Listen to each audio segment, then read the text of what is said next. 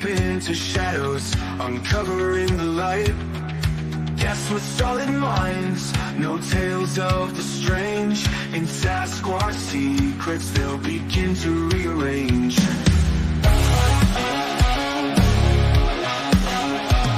Truth the vibe, we're on a quest. Look beyond the trees, what do you see? Factual stories redefining history. No myths, no magic, let's break the mold. With every word spoken, the wonders unfold.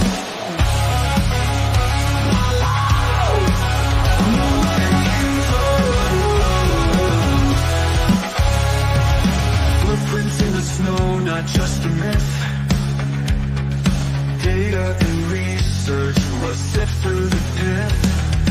Tales of a creature, but science leads the way. Nikki's quest for knowledge, come join and stand. Hello, everybody, and welcome to another episode of Sasquatch Secrets. I'm your host, Nikki Colon. Hi, did you miss me last week?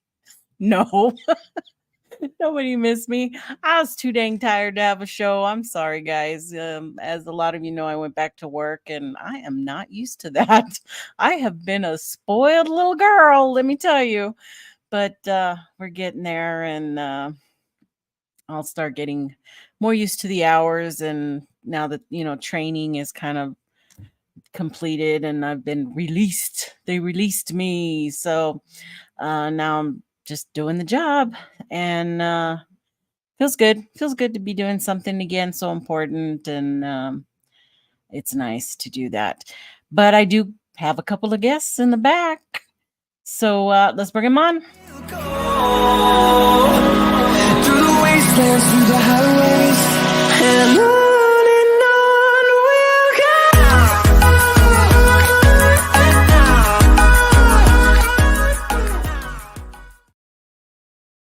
Hey, how's it going? We got Brent, everybody. Well, good. The applause. Sure, I forgot to do the applause. Yeah. Good to see you. Thanks for coming on. Yeah, And, absolutely. Thanks for having me. I don't know if anybody wanted to hear me blab on all by myself, so it's good. But we do have somebody else just popped in.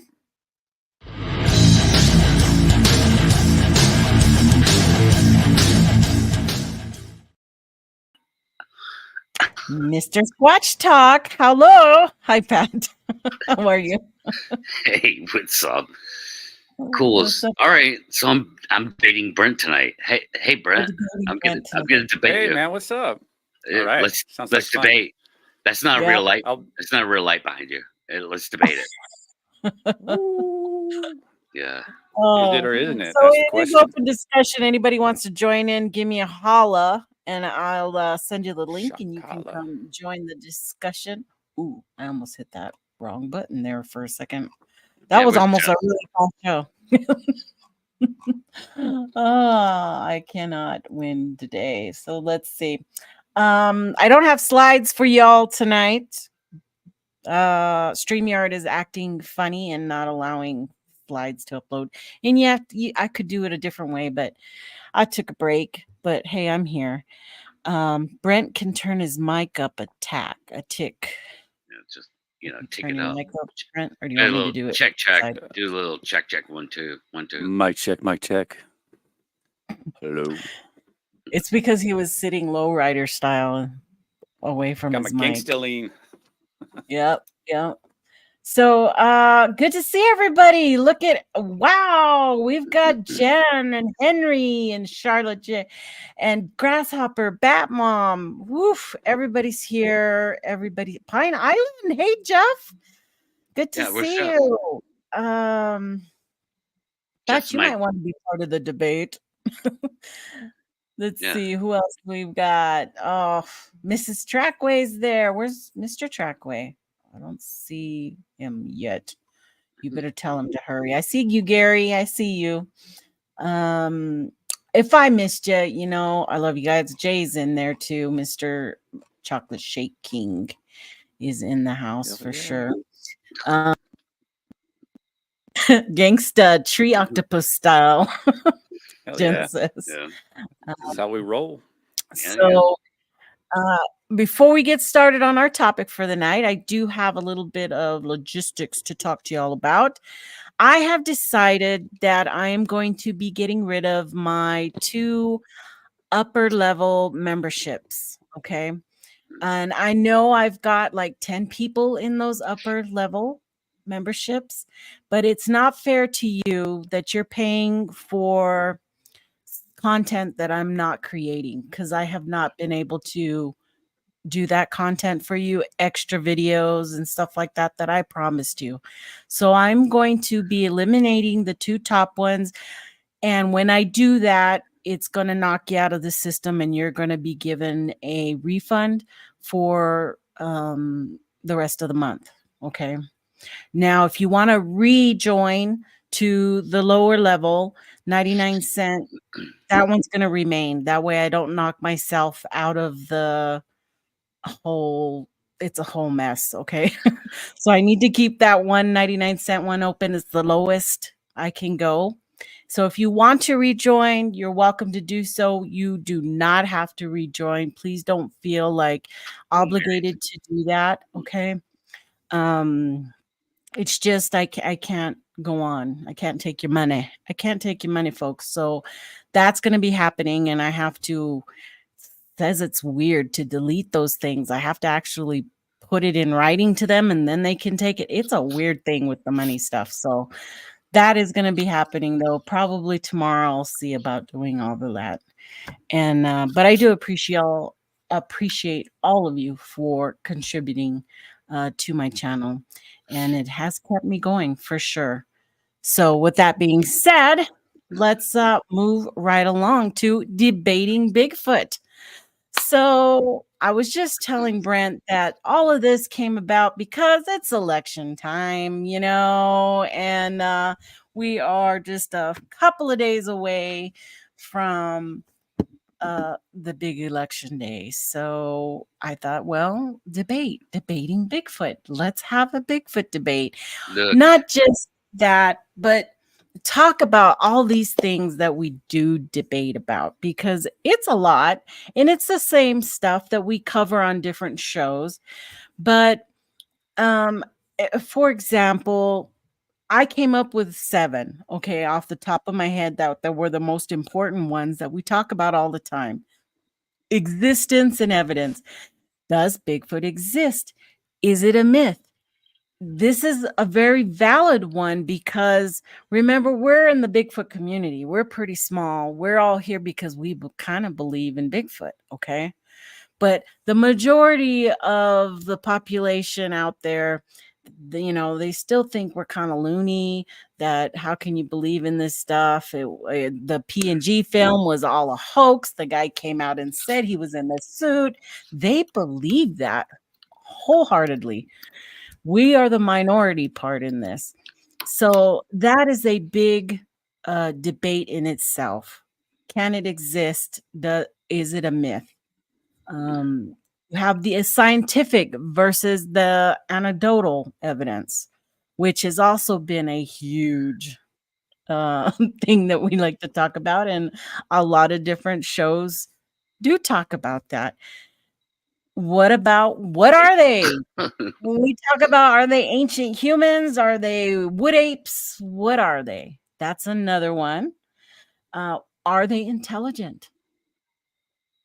Are they? To be so elusive, to stay away from us. Who knows, but there is an argument that they have to be so smart, and they are absolutely smarter than us. That is something that you hear quite often lately, that people need our help. They're fine the way they are, and they can elude us, with no problems. There's also the paranormal angle. We have to throw that in there because a lot of people are falling that way, that when you can't explain something, it's because of that, the special circumstances. So another one would be Bigfoot and the indigenous knowledge, which would be what Western views versus folklore. How much weight does that get in this type of debates? I don't know. There's some really good, interesting things that are coming. I mean, conservation versus ethics. How we can't really Mhm. do conservation without being able to follow them or know where they are or what their population is. Yeah. How do you, So, how do you deploy right, conservationism if you don't know where they are? right. You have to find them first. But there Well, are you just people go to out the first BFRO get together. That's where they are at. So I mean, it's Yeah, that simple. with the other 60 people out there, camping and hiking, but Yeah, they're there because they yeah. all see They on that just event. happened to 6 months out at that spot, which meets their infrastructure needs. Just happened to predict that Bigfoot was going to be within 200 yards of that place. Mhm. That's amazing. Right. Uh, or they're So conjuring them up. Yeah. Mhm. could be, could be. Uh, But anyway, it's really interesting to think about doing more work in this debate issue. And I know Jeff out there, Jeff from Pine Island Research, he was throwing around an idea of doing some type of debate channel. I don't know if it was just good. strictly Bigfoot or cryptids. It can work. Something like that can work if you have the right people involved, the right skeptics and the people who are willing to come out and give their evidence or their supporting, I don't want to say documents, but evidence. I guess it would just be evidence on why they think the opposite. And I Well, think it can work. I think that kind of thing can work. I'd like to Um, see them show up. I'd love to see some of those people show up here tonight right, and debate like whatever their position on Bigfoot is. Um, that probably won't happen. Uh, right. so I mean, it's hard to get people to support Bigfoot. The only people I've ever seen really debate for Bigfoot is Meldrum. Like, um, Well, in there's a a lot. I mean, a lot of the bigger names, they support the idea of Bigfoot, even without the evidence. Well, no, I mean, Kathy Strain says she's seen him several times. Um, I don't know. You'd yeah. have to go down a big list of people Well, and well, I mean, you know what I'm talking about outside of the Bigfoot world, like yeah, in a outside. so modern day debate. Meldrum, the only two people that have ever debated Bigfoot on modern day debate was Meldrum and me. That's it. So Mhm. so Yeah, yeah, I saw those yeah, I have that tier with Meldrum. Um, and it's like they won't, like, Bigfooters just won't do it. Kind of reason makes me think there's a reason why they don't want to go outside the Bigfoot world and really debate it. Flat earthers will do it all day long, right? Like, oh, Yeah, like they those do. guys, And they love the attention they get oh out of yeah. that. Like they're just trying to get And if paid. you haven't seen a debate channel, just go check one out, because it's quite the experience to see. So, is it modern day debate? Yeah, The one you modern see day on? debate. Yeah. Yeah. Hmm. And I mean, they're very structured. Okay. They have time limits. You have to give out your opening statements. There's rules. And I Yeah. think it could work if you have the rules and don't allow people to talk over each other and you Hmm. uh, Yep. allow each person to have their, say, and Mhm. then you have the back and forth. So I don't No, know. you have to have the Interesting structure. concept. You have to have a moderator. Sorry, I was just going off Yeah. what you were saying. You have to have a good moderator, and so that it doesn't become a shit show. You know, Right.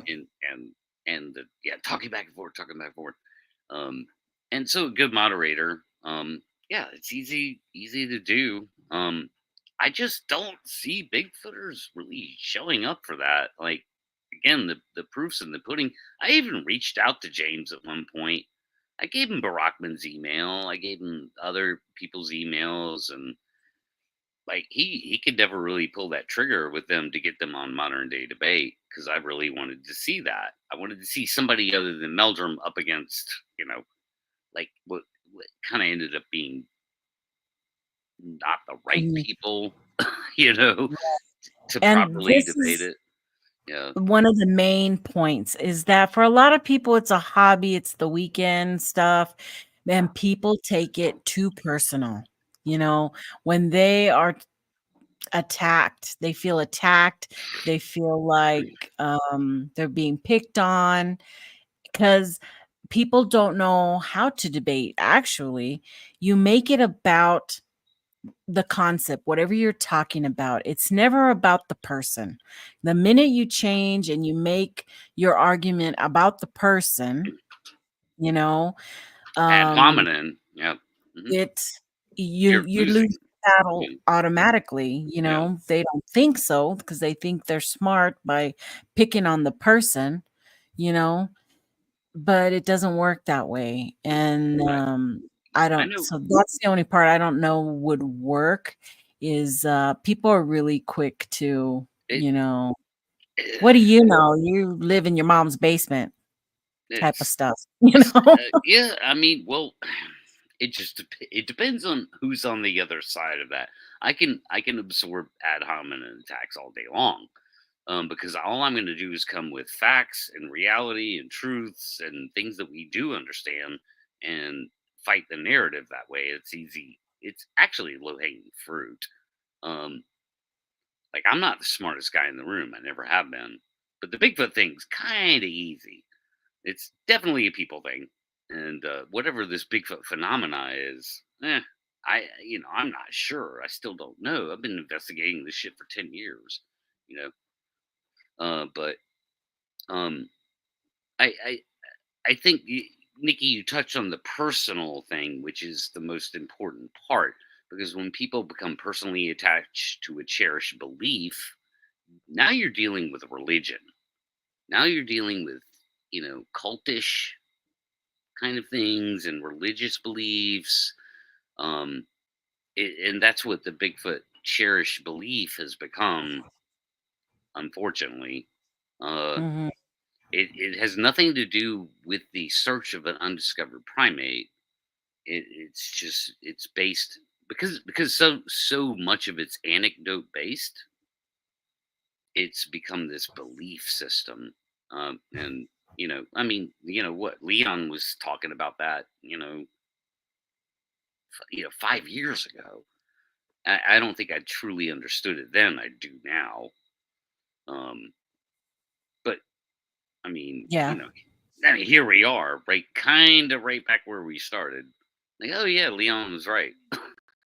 Like, you know, Well, it seems to me that more and more in, say, the last year, we have this group, right? Our group of, they call us critical thinkers. They call, we're that side, the flesh and blood, that many of us are getting very disillusioned, or becoming more like, it's, not here. It's maybe it was here once, but why are we not finding this evidence with all the new technology, with all the stuff we're throwing at it?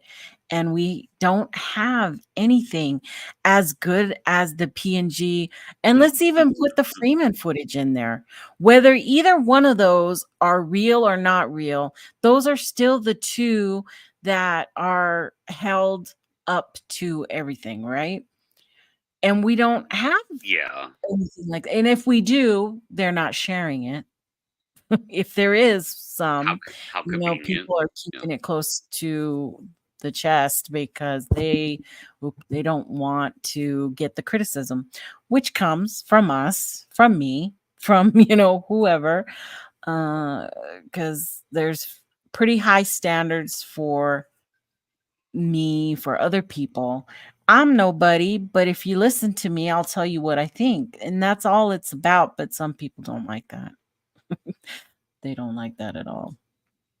Well, is there really a lot of people out there looking for Bigfoot with that technology? I think that's probably one of the biggest issues is that there's not a lot of people out there with the technology or, just anybody out in the woods, Yeah. It's still, if you look at it, a lot of we're still talking about the last 5-10 years as far as technology becoming more consumer grade. So it's kind of This is for understandable you. why, It's there's not a lot of evidence out there.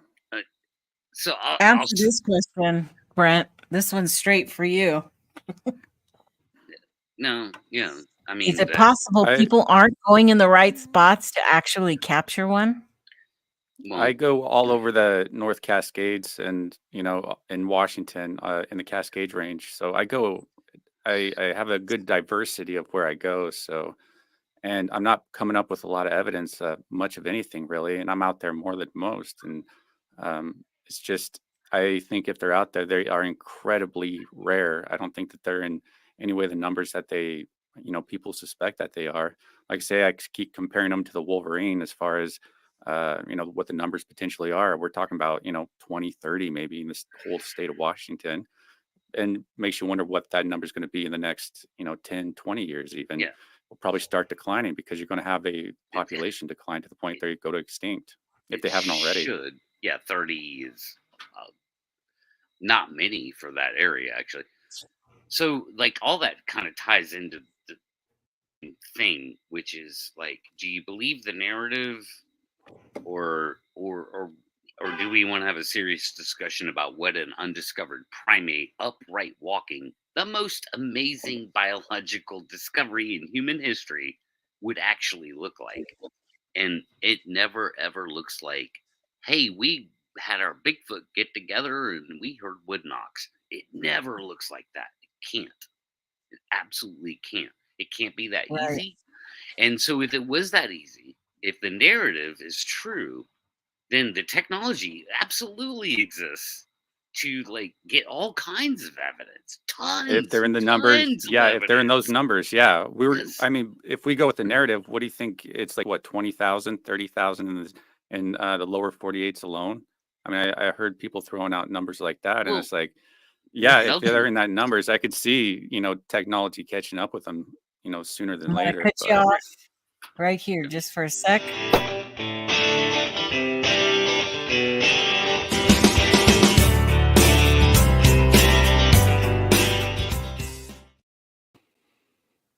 And we have Jeff. Welcome, Pine Island Research, to the house. How you Hey, doing? Jeff. What's up, bud? I'm doing okay. How are you guys? I like how you get the tasteful, like, guitar intro, like, music, man. That's really cool. I'm jealous of your intro music and Brent's, but whatever. It's not about me. Jeff, welcome to I the show. gave you a drum solo. I know, man. I just, it's never good. But you know what it is? You're a It's drummer, hard Pat. to find one Just that I deal can with play it. on YouTube without getting a strike. That's what it is.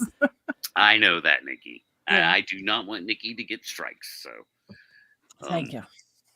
What's up, Jeff? What do you think, man? Can't all be guitarists, Pat.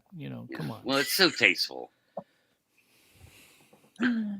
So you wanted to join the debate. Yeah, Well, I'm gonna talk say you, about- Jeff. I told myself I didn't really have anything I was going to offer, so that's why I didn't click right away. But then it was interesting because I made a simple comment that I asked, is it really a debate when we're really talking about opinions and experiences without a lot of raw data to support either side of the debate? And yet a lot of people started mentioning lack of data is data. No, I said that. I will say, well, there was a couple of people with a that question, said that. I said that with a I question. will tell you, to me, that is the backbone of the narrative. Right. No. So the fact that we don't have a lot of data, we're going to say that the lack of data is actually data. That seems to be where a lot of the narrative comes from, but.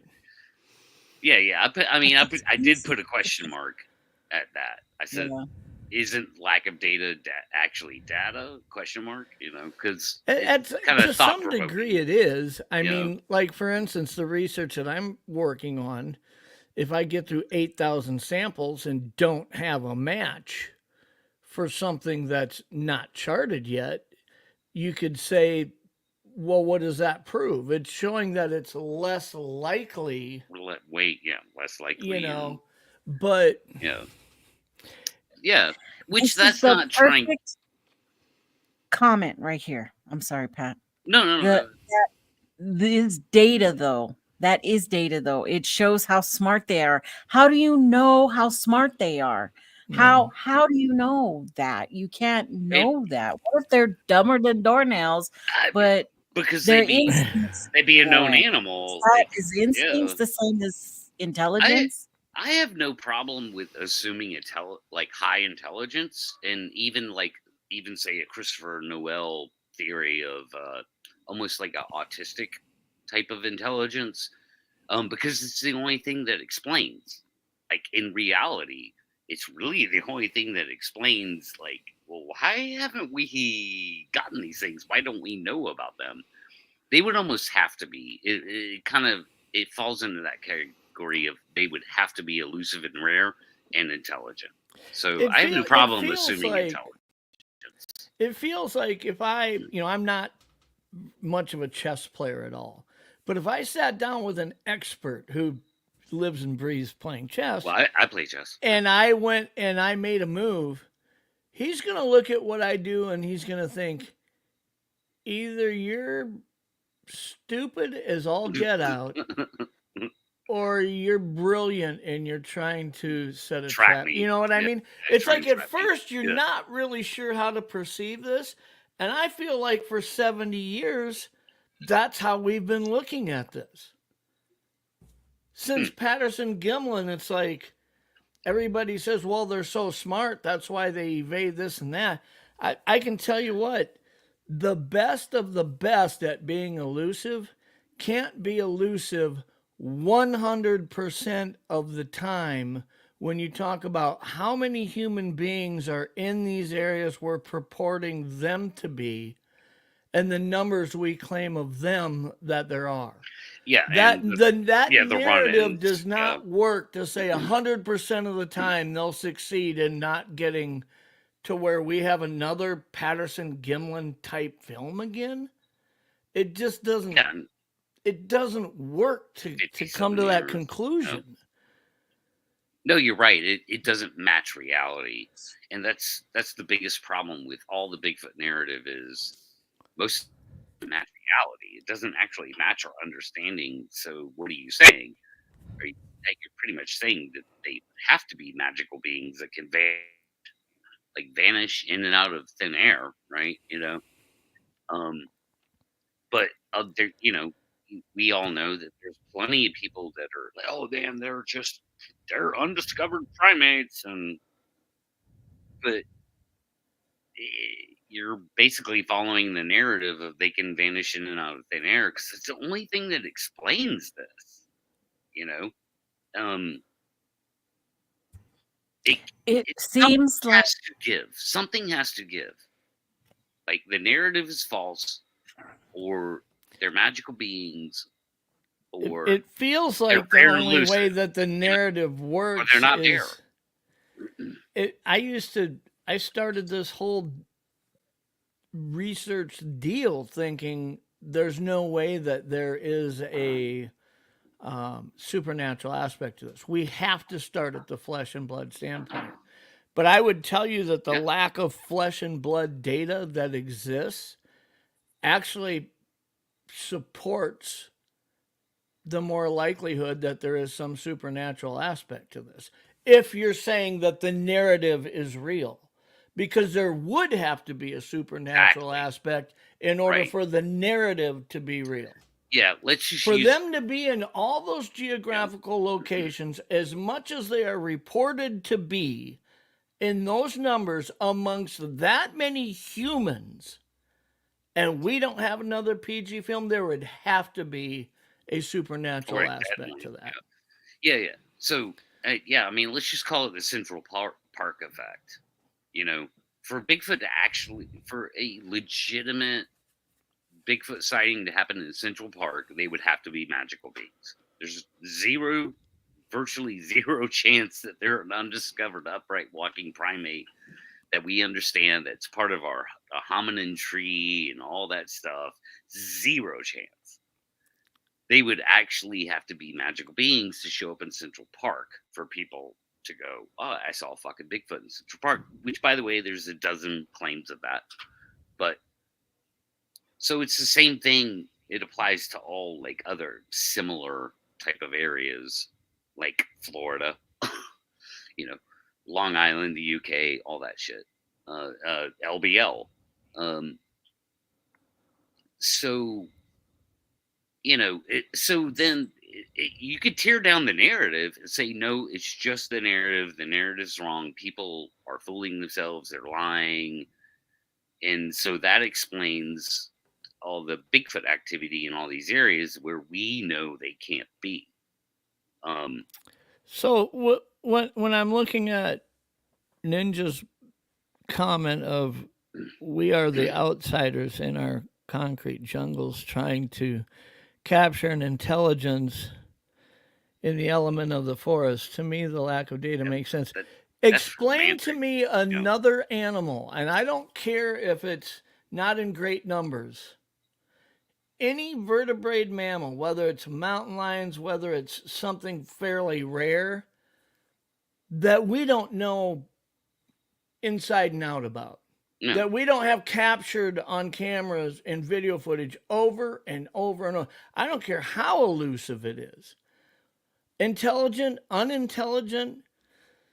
I know Brent's talked a couple times about some different animals that aren't that big in population numbers, and yet we still have video of them. We still see them. We still find them. We know how they reproduce. We know their origins. We've got DNA examples of them. Nothing eludes that. Nothing has eluded that. Why all of a sudden are we talking about a species that is capable of eluding that? And it's 8 foot tall with 4 foot wide shoulders. I mean, it's not a fucking butterfly. You know what I mean? It's not some weird butterfly. And like I say, I don't want anybody to get to hear necessarily what I'm not saying rather than what I am saying. I stood in front of one. I think, I mean, at least at that point, they existed. I believe they still do exist. And I have to start from the aspect that they are flesh and blood. It's just, if I abandon my experience and set it aside from a research perspective and try to apply the scientific method to the narrative and bring this forth based on all of my experience in the outdoors and everything else that I'm looking at, the narrative is so flawed from reality. It can't exist on the scope that it does. Now, I think most of us accept that, right? We're able to say, okay, yeah, the narrative's blown out of proportion. Let's take 20 steps back and look at, size everything down and re-put it back into perspective. How can we get to where this makes sense? Oops. You know, I guess it doesn't. I don't know how to get to where it makes sense. Honestly, dude. I mean, Jeff, let me just ask you this.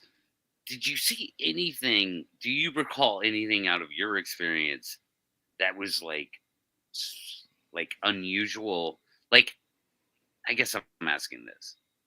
Did it just seem like a flesh and blood creature of this earth? How weird it was, but just did it do everything? The thing experience-wise that I think I had even at 18 years old under my belt was that I'd been in front of large vertebrate mammals before. I'd seen bears. I've stood by bears. I've been around elk and moose. I grew up in a family of hunters and guides and spent a lot of time in the outdoors. So when I looked at this animal, this standing in front of me, it looked no less flesh and blood than anything else big that I've been around, other than there was no frame of reference to identify what the hell am I looking at here. Sure. And how do you interpret its sort of behavior throughout that whole experience? Was just like flesh and blood of this earth? Or it did never it do, like, I never seen it do anything that would make me feel that it wasn't natural. I mean, it didn't levitate. The only thing that seemed odd to me is it moved from A to B a distance of probably somewhere between 30 and 40 yards without making any noise. And when I look out at the forest floor there, I think that seems impossible. But I've tried to throw that into perspective too. I mean, when I was in the military, I was at Fort Benning, the 1st and the 2nd and the 75th Ranger battalions there. Yeah. And I've seen guys in these Ranger units who have been in there for 13, 14, 15 years, and you see them move through the forest without making noise, and it doesn't seem humanly possible to do what they're doing. But when they do that every day for a decade, they get so versed at it that my mind can't wrap itself around the ability to do something like that. And I think that's one thing we lose when we talk about Sasquatch here, is that frame of let's just acknowledge that they don't teach their kids taekwondo. They don't drive them to football practice.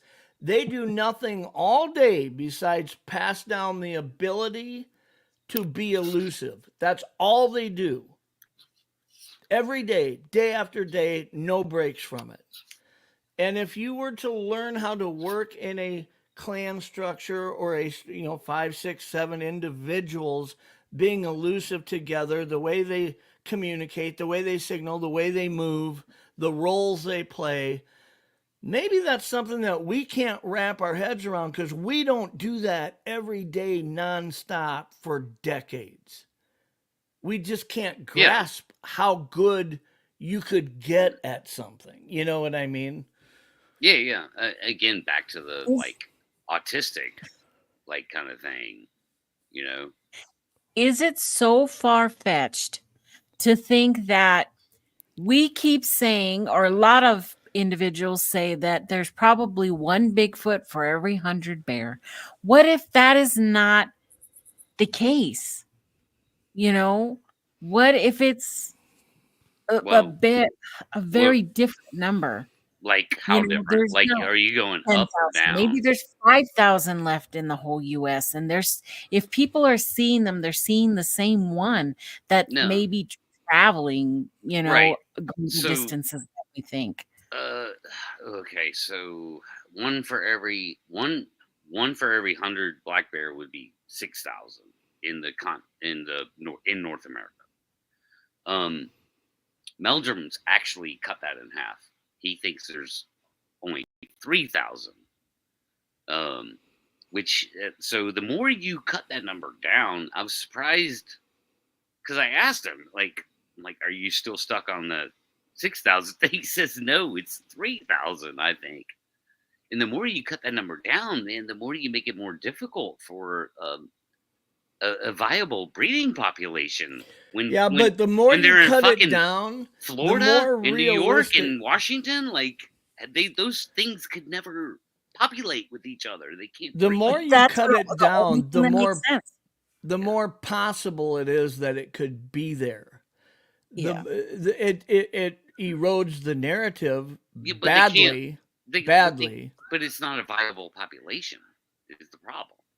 Well, it would be, Pat, if they were only in certain areas. The problem is the narrative wants you to believe they're everywhere, and that they're in 49 states. So, and the narrative of 3,000 of them, if we were to say they're in the Pacific Northwest, Northern California, Idaho, Montana, Wyoming, across the western all over Canada of Canada. Yeah, exactly. And maybe just like the mountain lions from South Dakota have found their way to the Northeast. Maybe there are sporadic numbers of nomad type populations in very few numbers throughout some of the Northeast and even down the eastern seaboard. But this idea that they exist, like the narrative would suggest, you would have to have no less than 30 to 50,000 in order for the narrative to work. And you couldn't have those numbers and not have another PG film. It just can't exist. Agreed. If you had 3,000 of them and they were truly in the most remote, hard to access areas that have not been disturbed as much by humans, we're talking about areas like the Pacific Northwest and the provinces through Western Canada and Northern Idaho and Montana. We aren't talking about Texas. Okay, we aren't talking about, honestly, we aren't talking about Florida. You may have some sporadic numbers in those areas throughout the Carolinas or the Appalachians or whatever, but breeding populations, I just don't see how those type of numbers could exist. Right. And that's why I want to grab Meldrum by the collar, and just throw him up against the wall and go, if you think there's 3,000 in North America, how do you ever square the circle that there's Bigfoot in Florida? You should be the guy saying they're probably not in Florida. They're probably not in Rhode Island. They're probably not, they're probably not in this area or whatever that area. But Pat, you gotta understand, the problem with taking a position or making a statement like that is the perception is that I'm calling geographically 2/3 of this country liars when they say they've had an experience. He's a scientist. And these are people who pay to go to the conferences that I'm making a living on and buying my t-shirts and my hot sauce and my barbecue, whatever bullshit. Well, then, and the last book I wrote. Then at that point, I say, Jeff Meldrum, are you an objective scientist or are you an entertainer? Pick one. Because you can't be both. If the narrative was that there was 3,000 to 4,000 of them, and they only existed in these states that I've listed as being so remote and forested and little human development in many of those areas, I'd have a hard time coming up against the narrative and saying that doesn't make sense, because in my mind, we could be dealing with a large, elusive, bipedal that somehow has figured it out.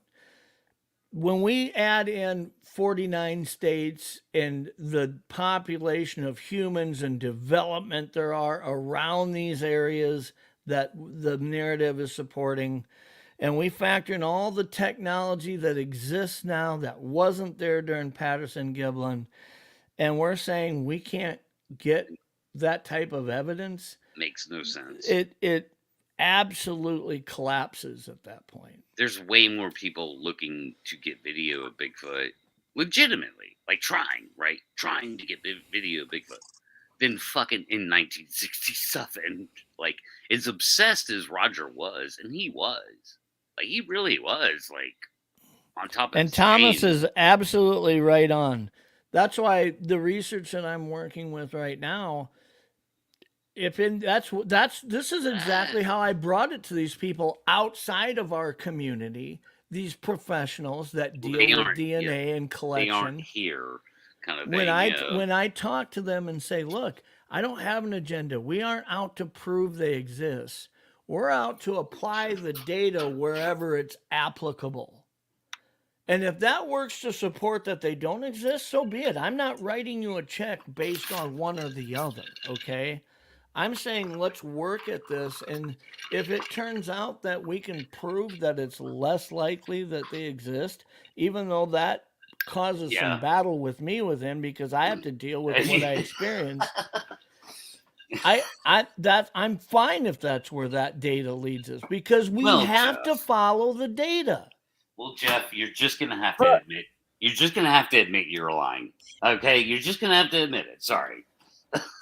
As long as we keep accepting anecdotal evidence, we're not going to get very far, because it all turns into cherry picking. All of it.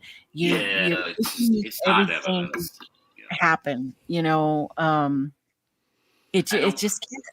I think we should do away. You know how they say class A, class B, class C sighting, or whatever, all the classes? Get rid of B, C, D, or whatever. If it's not a class A, you saw it, then the rest doesn't matter. And there's going to have to be a movement by those who are seriously wanting answers to take a very hard position on all of which that's out there trying to promote this as an entertainment subject. Yeah, that's the thing. Because that, I can tell you right now, the true damage of finding the truth here isn't lack of data. It isn't. What it is I had sex with Bigfoot as a headline on your frickin' show. Or I had Bigfoot's baby. Or whatever. When we're out there promoting these types of accounts for entertainment, we are instilling a cancer into the subject of what's the truth here. Yeah. We are injecting the cancer cells into a healthy body and trying to poison it. And it's happening. Whoa. Hey, who's to say he didn't have sex with Bigfoot? I mean, come on. I mean, yeah. Not everybody's a liar, right? Were you there? Hey, Pat, were you there? No, but why would somebody do that? Go online and be like, hey, I'm going to lie about Bigfoot having sex with it. Well, hey, you weren't there, right? I mean, because evidently the standard for you can't even talk about it unless you actually went there. I didn't listen to that episode, but do they still kind of like have a relationship, or still kind of? I didn't listen to it either. I had made a joke in the comments that I'm not sure how you could have sex with a Bigfoot unless fear boner. Yeah, unless you had a fear boner, which I may have invented that term. I don't know. I've never heard that before. I mean, I've experienced that myself a couple times, but whatever. We won't talk about that. You just didn't know what to call it at the moment. Yeah, I mean, I didn't know what to call it, but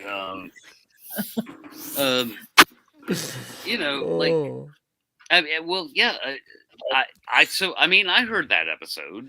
Look, and it's nothing against Brian and his channel. Well, okay? I'm using him as an example. I'm going to tell you right now, there's hundreds of channels out there that are trying to be as provocative as they can to use the shock value to ring the bell and get as many people flocking to them as they can. And they aren't doing it with an honest attempt to collect the data to show what the truth is of this subject. I mean, that's obvious. As far as like Brian goes, like Brian struggled. He actually struggled to release that episode in the first place. Did you guys ever make up? I haven't talked to Brian. I mean, we'll make up whatever. It's it's all fine. It's just Bigfoot stuff, dude. Like Brian's a cool dude. I like him. So. I like him too. Yeah. So there's nothing to get hung up on there, man. I'm like, we texted back and forth, and I just kind of put it out there. It's like, dude, life too short. Basically, I said, life's too short, to get like caught up in dumb Bigfoot shit. And he agreed. I'll just put like his response was an agreement. Like thumbs up or whatever, or yeah, you're right, whatever. And I was like, hey man, we'll talk in the future, but I whatever. I like just too busy lately to like deal with that stuff. So yeah, we did kind of make up. I have no problem with Brian, but he said on that episode originally for a month, I think. It was about a month. And then he decided to release it on his podcast. And I don't know why he just re-released it and promoted it so much. The YouTube thing, that was kind of weird. And we all talked about that in real time, you know. And, you know, I don't get that part. But I understood why he initially didn't want to release that episode. Because it's, you know, it's very disturbing, actually. To listen to that and know that, you know, this dude's actually, he is talking about a sexual experience. He's projecting it through Bigfoot. There's something weird going on here, you know, like maybe that probably happens a lot too. You know. Well, Brian wasn't making history here. He's not the first one to put a storyline like that out from somebody. Yeah. This has been Peter a Kane claim that people have had in the past. Yeah. And it's always been dealt with the same fallout of the BS flag being thrown and all this, right? I mean, it's been that way. And so there's no way Brian didn't understand what was going to happen when he puts this out. He knew there'd be people going, come on. Well, yeah, of course. This is National Enquirer equivalent. Yes. Yeah. Shit going on here. Absolutely. But he did struggle with it. He originally did not even want to put it out on his podcast. But then he decided to. Why? That, I don't know. I mean, I understand the need for content. You have to ask I him. understand that. Yeah. But that is what you call, Pat, the low-hanging fruit to me. That is the perfect example of, you know, that Star. That's the Enquirer. That's what that becomes, you know? Well, there could also be like Pat kind of alluded to, there could be also it could be a real experience if something really did happen. With a real person, it could have been happened to him or vice versa. I didn't hear the story, but so there could be an element of truth in there. And like Pat was saying, you know, he just used Bigfoot to either push down the memory, you know, block it out and rewrite the memory itself, which happens, I think, a lot, which I think, you know, people who might see Bigfoot might do that as well, because they might be seeing a black bear, you know, gripping, you know, looking behind a tree and stuff. And they're like, no, that's Bigfoot. I saw its eyes and everything. And so they rewrite that actual memory, which is a proven thing, which is very easy to do, especially with the oldest memories that we have. Every time you recall them, you have the opportunity to rewrite them. And I think that happens a lot in this subject, especially when we're asked to tell what we say, you know, to really fully try to explore that memory. I think that's when it can get rewritten, especially influenced by biases and stuff. So, well, and in this case, you run a show that says I had sex with Bigfoot, and following it a week or so, or either that or just prior to it, there's a separate episode that said I had Bigfoot's baby. Okay, same channel, same thing. I mean, I it's not like, it's almost like, well, let's throw this out there and see how it's dealt with. And then it's like, okay, let's step it up a bit and now throw this out there. It's like, wait a minute here. I think from his standpoint, he's saying, look, if I have people that come to me and say, I had this experience, I'm going to give them a platform to bring that forward. It's not his job to vet it out, right? It isn't and he admits it that. isn't like Doug doing Monster Quest saying, let's go and talk to these people. Let's talk to the people we're interviewing and figure out if this is just being done for attention or if there seems to be a real mystery here, right? Well, I think they tried to do that. I think a lot of hosts, Josh Gates tries to do that to some extent. I don't think Brian is assuming a role I wouldn't want to of be linked to that. I don't think Brian's assuming any role of having to vet anything out. No. He's simply saying, no. You bring a story to me, I'll Art put Bell it never out there. did. Look at Art Bell. He never vetted anything. From being a channel that is respected, dignified, to becoming a coast-to-coast AM. You just changed the channel. Well, Yeah, no. yeah. I think you're right, Nikki. You allow the identity of your channel to be perceived Yeah. differently when you do Well, that. no. Okay. So to be fair to Brian, he has always ever said one thing and one thing only. He's like, I never vet anybody, and I just think it, like, if their story's interesting, then I will record it, and Sure. if I think it's a good show, then I put it out there. So he, as far as his encounter stuff goes, he's only ever he's been very consistent on that point. Very consistent that he just puts it out there, and so he decided to put that out there. And he doesn't vet shit, and he admits that. Blake's He right.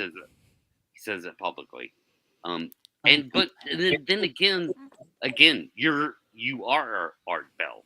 Like, you have to accept that you're in the entertainment industry. That's Blake's right when he says anything goes. You get the bottom of the barrel with that approach. I mean, you're going to get everything with that approach. I mean, Yeah. You're That's good. dragging a Wes- pretty wide net across the ocean floor. Oh, there, yeah. you're going to collect a lot of stuff. Dude, Wes has put dumb shit out there, and some of that dumb shit that's been put out there has been like the most gobbled up stuff. Well, You yeah, know, the like- English woman saying Yes. Bigfoot was, Right. Back and forth, back and forth, back and forth. yeah. Yeah. So yeah, big boner, big Bigfoot boner. The trap line. We're talking about Brian King Sharp. He has his Sasquatch Odyssey podcast, and the Bigfoot podcast. Wait, is it the Bigfoot podcast? That Bigfoot podcast, but that's That different. Bigfoot podcast. But I love Brian. also He's a great guy. He has Yeah. a good channel. He has a huge following, but a couple of recent shows are kind of off normal. To me, they seem a little off normal. Yeah, I mean, again, what he what we're talking about. reposted.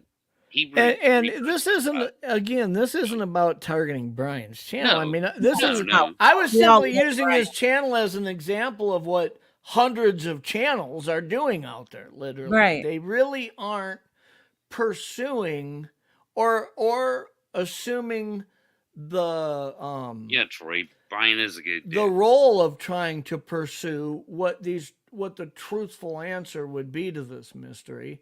They're simply just saying, here's a microphone and a soapbox. Entertainment Come purposes tell your only. story.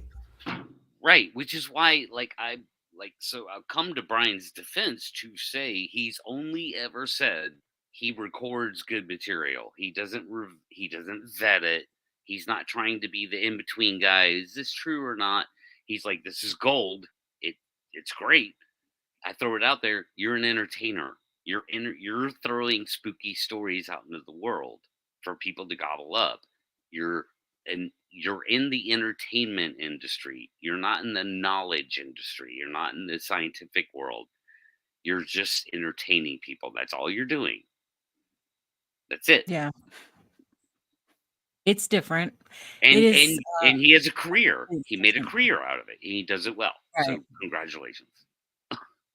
We don't do that. Yeah, here. well, I mean, everybody has Yeah, different I goals mean, in this Yeah. subject. I personally want to see one. You know, other people want to build up podcasts or do whatever. And so we all have different goals and just need to realize it. And you know, we're in a subject where there's no facts, no information, so it's like anything goes, and that's pretty much what it is. Right. And it's a Wild West out here. Absolutely. It sure is. Which is why we need, more structure. This whole phenomena needs to be structured because it's there. There is a phenomena here. Like, what the hell did Jeff see? Is Jeff lying? Jeff, you're lying? I don't know. I don't think Jeff's lying to me. I think he's telling the truth. Jeff's a good guy. And so, so people are seeing weird shit that they're not misidentifying. So what the hell is that? The PG film is Yeah, it interesting. turned off. I feel like I was trying to do a show for a long time where I had probably a total of 100 guests on, where I would interview them and give them an opportunity to tell us about their experiences and things like that. And I was excited going into every one of them because I felt like, Yeah. from what I've heard of this person, this is an interesting story. I'm looking forward to hearing their experience. whether or not I believe it or not, I would love to ask them questions and learn where are they at in this, right? And get other people's thoughts on the validity, right? So I went into all that with an open mind. In the end, when I look back at all the shows I did, half the people I had on, if not more, were completely full of shit. Absolutely full of shit. There you go. But you weren't trying to make 200,000 downloads a month off that. You know? Well, I mean, I feel like, you know, they were interesting stories. I loved hearing them, and I loved asking them questions about it. I loved seeing how the audience interacted with it. I wasn't disrespectful and told any of them that I don't believe them. Yeah, it's hard to do. Some of them I did believe. Even after the show, I thought, well, you know, just because something hasn't happened to me doesn't mean that thing didn't happen to you, right? I'm going to be open-minded about this. But then I see them 6 months later on somebody else's show, and the things they're saying, I'm like, this person is freaking insane. Yeah. I mean, they've lost it. Tons of that with this subject. I had, and I'm not going to name names, I'm just going to say, I had somebody on the show I thought was a really interesting guest, a very interesting encounter. And then I heard them on another show about a year later, and they were saying that this thing was outside of their trailer or whatever, and the host said, well, did you go out and look? And this person said, I didn't want to because my spouse had been out feeding the dogmen roasts every night for the last week, and I was a little scared to go out there to see if there was a Bigfoot out there. And at that point, I'm like, I had this person on my show, and I freaking believed them. Well, there you go, Jeff. I mean, that's how compelling. People could be very compelling and totally full of shit. It happens all the time. It's called a scam. Scammers. Like, I mean, in the real world, like, forget the Bigfoot world. People scam people because they're very compelling. You know, they're good. You know, maybe there are Bigfoot out there, and they are throwing rocks, and they are howling and making a fuss and running in and out of campsites and hitting the sides of RVs, and it's a Bigfoot, okay? But when you say it was a Bigfoot, but I didn't see it, and I heard that happen, it leaves so much there that it could be something else. You know, 1,000 different things, yeah. So it just is very confusing that you can accept that as, now it's fine for that individual, you know, they're there, they experienced it.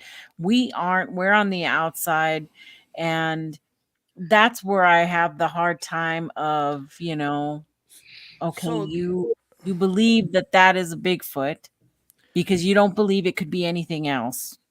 Going back to what Thomas mentioned earlier, and something that I've been preaching since I started doing this, is that you need to approach with the same tenacity, looking at data, trying to show why it wouldn't be Bigfoot, or what other plausible explanation it could be, rather than just trying to prop up the Bigfoot narrative, right? That scientific method has to be applied from both directions with the same tenacity. And that's the problem, is that it doesn't happen. When somebody says we had rocks being thrown at us, okay, if you were to approach that and say, now before I say I think it was Bigfoot, I need to look at something. We put up a drone, and although I didn't show any Bigfoot, I didn't show any humans out there either, okay? So I'm going to cover that data. I'm also going to look at these fire roads and how often are they accessed. I found a person that works for the DNR, and I asked them, how often do people come up there? And they said during hunting season it's pretty busy for 2 or 3 months, but the rest of the year, we don't see a lot of traffic up here. It's very rare that somebody would drive and be this far back into this area. Now, you bring data like that, you're not telling me that it was Bigfoot that threw that, but you're showing me that you've tried to look at the other option too, and it leaves as much of a question mark. I can respect that. But if you don't approach what's the other plausible explanation that could have existed here at all, Right. you haven't done shit to apply a scientific method to this. You haven't. And that's how you understand reality. I mean, whether you apply the scientific method like fully or like actually sciencey, there is the basics of the scientific method, which is what you kind of just laid out, Jeff, of like try and find out what it is instead of jumping to a conclusion of what you want it to be. Because I'm sorry, Bigfooters going out in the woods and having rocks thrown at them, they want it to be that. Well, and here's the thing, and you start seeing where when somebody's telling you something that they experienced or happened, and they said, we heard this, and I hadn't heard that before, and 2 or 3 other people start bringing forward other plausible suggestions of what it could be. Maybe it was this. Maybe it was that. Have you ever heard what this sounds like? Trying to establish, does this person understand what I'm suggesting it could have been? And that person's like, well, I never heard that before, but I know that this, and they're just closed-minded to consider anything else. That is a problem, and I see that a lot. I agree. It's like the guy the other night, Jeff, that said, "Oh, you can easily see a campfire from 300 yards away through the woods, like on a flat, like down in the valley." I'm like, "No, you can't. Like you might not even see it from 50 yards." Well, you can see the smoke though, so either way. Well, if it's we're talking about at night. At night, if it's on a flat, at night on a flat level where there's no undulation, there's no mountaintops, there's no ridges and valleys, it's pretty level, and it's thickly forested, like in northern Minnesota. We don't have mountains there, right? We have a lot of lakes and very thick forest. I like mountains. And you walk 200 yards into that forest and turn on a flashlight and aim it at me at night, I will not see any glow, any nothing. There's that many tree trunks creating a depth wall that's solid that I can't see past. It doesn't work. Exactly. And if you haven't been in a forest like that, you've been in ones where there's a lot of trees, but they aren't that thick, you don't have the reference to get that you can't see that. You don't get that. It doesn't make sense to you. In the forest I go in, I could see that from 200 yards away. Your forest and my forest are different. And people don't get that. Yeah, it is different in different parts of the country. I totally get that, Jeff. But at the same time, I definitely live in a place where in the summertime, you're not going to see my goddamn campfire from 50 yards away through the thicket of summertime, thickness.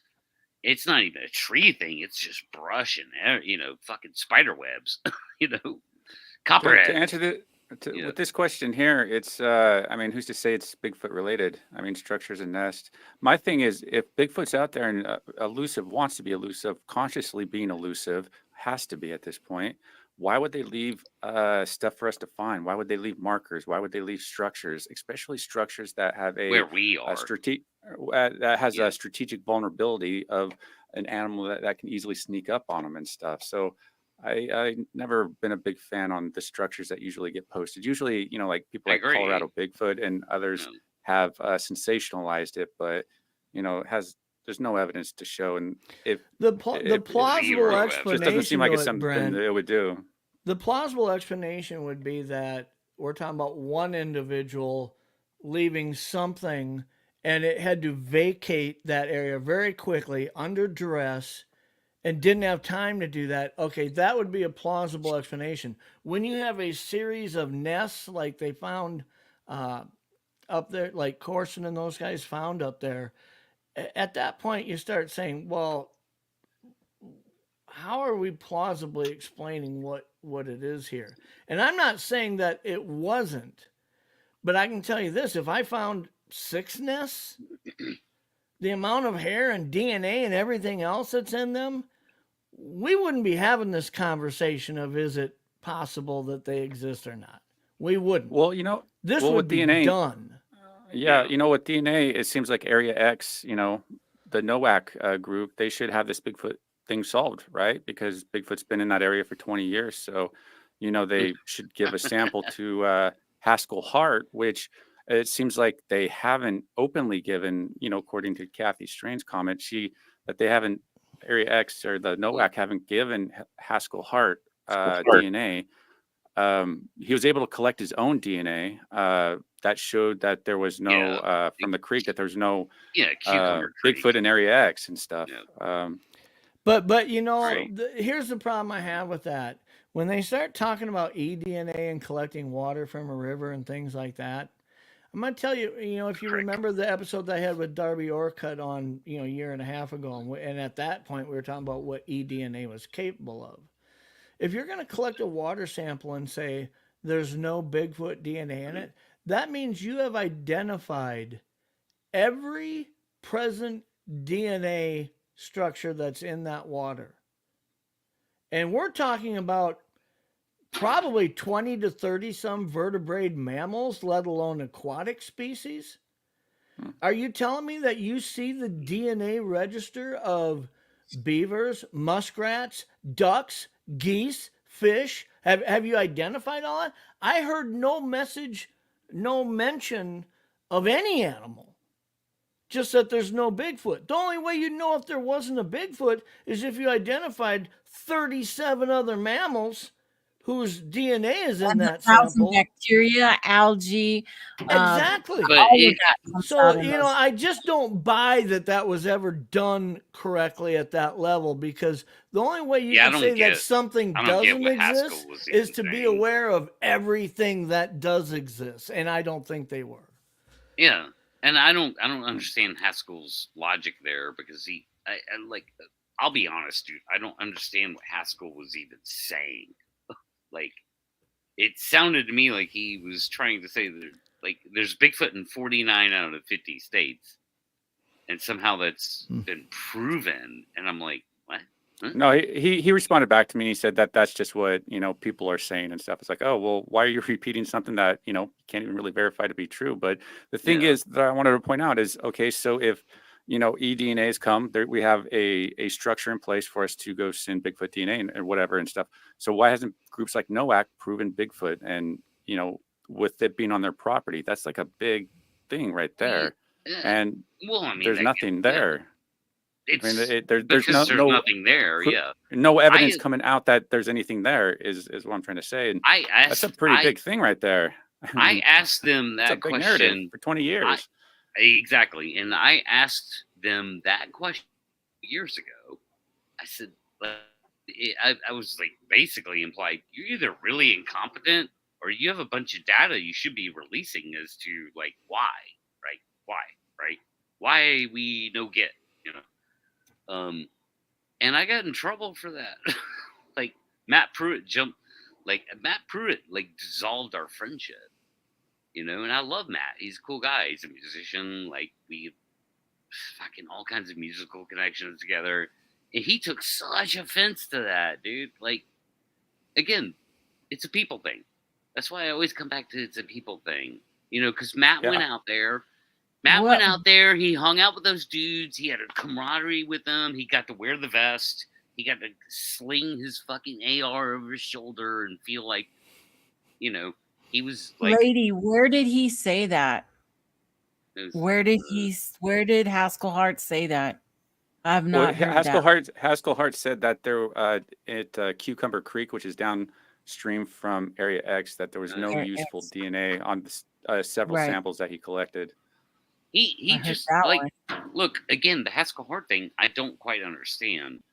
I don't know where he was. Bigfoot should be proven by now, with all these groups claiming that they I've been researching them for 20 years on properties. I think it was like John Wheeler asked him. Start holding them accountable.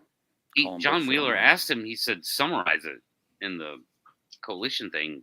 And to me, what I read from Haskell's summarization was that somehow there was unusual DNA being found in 49 out of 50 states. And I'm like, what? Yeah, it's all Where- primate. We're all where the- primates.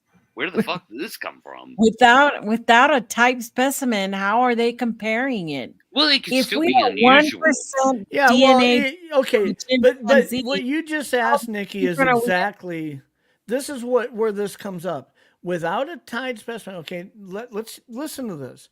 Since we don't know Yeah, I what think we're trying Mary- to match to, Mary what we knows have what to we're talking prove about. is that everything we know isn't existing here and that this is something different. That's Unusual, what we have to yeah. prove, okay, for it to be unusual. So when we have a sample of water out of a BRB. running water source, that's going to be really difficult because you're getting samples from 500 miles upriver, okay? From a Yeah. standing water source, great. But you know how many samples are in a standing water source? The beaver, the muskrat, the birds, the ducks, the fish, anything that comes and licks and drinks from that, anything that walks in it and takes a bath, you've got probably 30 different DNA specimens in that water sample. And the only way I'm going to know is if I have something that's undocumented so far is to recognize every one of them that's there. That's yeah. And I don't believe that's being done because there's no mention of that anywhere. Well, do they Right. usually put those if that type of evidence or that type of data within these type of reports? If I would has anybody asked Haskell Hart if they do that, or if I would have been saying we had this sampled at a lab or whatever, what I would have to say is we found something interesting, and that was amongst the 32 known primates, or known vertebrate mammals or aquatic species that we identified. There was this one sample that's not identified. Okay? That's how you would present that. You wouldn't just say we found one and not mention everything else that was there. Right. Because where's the reference? Scientifically, that's a horrible way to present that. When you say you have something that is interesting, you have to remember that there is a huge percentage of people, human, Homo sapiens, that have Neanderthal still in their DNA. Okay. So now you don't just have, it's going to get really complicated about how you have to separate Homo sapiens and then these other homos that are going to start to come or can come out, because we're assuming that that's where where Bigfoot's gonna lie, right? Is in a homo something or another. And because of him being upright and opposable thumbs and forward facing and all these other things that link him to being primate. But how are they going to do that? How are they not going to say, oh, we found an interesting sample? What, maybe it's a Homo heidelbergensis 3 or 4, a different name, because there could be other things in that. It's remember difficult. when Eric from Media Palace was talking about that structure, the building that they had found, and we were looking at pictures of it, and it had this locked huge steel door, and it's like, what was being housed in this thing? You guys remember that? He was showing us pictures of it. It was really incredible, but it had a dirt floor in it, and we were like, if this thing was ever used to contain somebody or something, Yeah. from a prison style, okay, Right. that you could check the eDNA in the dirt. Now, I've talked to a couple different scientists about that situation, and even that wouldn't have been very good, and here's why. Anybody who's ever walked in there with flip-flops or bare feet, your DNA's there. Anybody who's ever pissed in there, your DNA's in there. If you walked in there and sneezed, your DNA's in that dirt. If you sampled that dirt, do you know, even in a room, in a remote building like that, Do you know how many different between the rats and the mice and the raccoons and whatever else walked through there? You would get a sample of probably dozens of different species. And you would have to look through them to find one that's unmapped yet. But you would have to, even in a remote sample like that, you'd have to wade through the history of time of everything that's ever left DNA there. That could still be there. Right. And I don't think people get the concept of DNA and how that works, you know. Mm-hmm. But when you, like, I noticed Grass was talking about woods mosquitoes will pick up hunters' DNA. That's why we're trying to gather samples in the research that I'm working on in very remote areas where they're not likely to have that. We look at wind direction. How far can a mosquito travel in its 100-hour lifespan, you know? And it will likely feed on 1, 2, maybe 3 blood hosts during its lifespan. And when you get one, there's 4 different species of mosquitoes. First thing we got to do is put it in a blender, so to speak, and turn it into a puree and test what we have and say, let's check first, where is the mosquito DNA? Because that mosquito's DNA is there. Which one of these 4 species is it? Okay, it's the 3rd species of mosquitoes on our list. That's the DNA of this mosquito. Now we're going to look at what other DNA exists in this. And that will be from the blood host. It didn't feed on 13 different things. Okay. If it's human, we can identify it as human.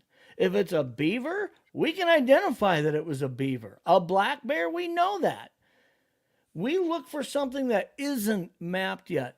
But likely because of the mosquito's DNA and the blood host DNA, we don't have 30 some other DNA samples there like you do in dirt or water or whatever.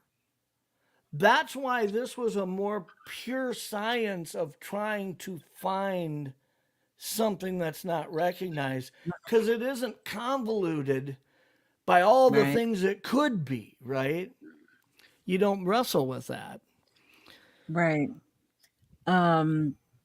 Yeah. So what was I gonna put up? So right, we don't, oops, that's not the right one. This one. Yeah. This one right here. We don't know everything that's included in the, also with these samples, they're not getting complete samples, you know, so they're getting portions of this. The DNA is super long. If you were to look at a DNA sample, it would take you a month to look at the sequencing. This is complicated stuff, dude. Like, it's way above our pay grade. And I mean, maybe Brent's pay grade. Brent might be. A lady mentioned something about New Zealand or something, and then that area they have been finding more Homo florensis, more hobbit, smaller type big feet. Yeah, well, not big feet, but hominids. Little feet. And yeah, so because we need to, it's going to be very specific, Bigfoot's DNA, right? Because we have to find that place in the ladder that it's sprung from us, because you have Paranthropus and you have what's the other, the Neanderthals. Neanderthals were big. They were had more body mass. They ate meat. They have that girth that we're looking for. So something had to have come from that area.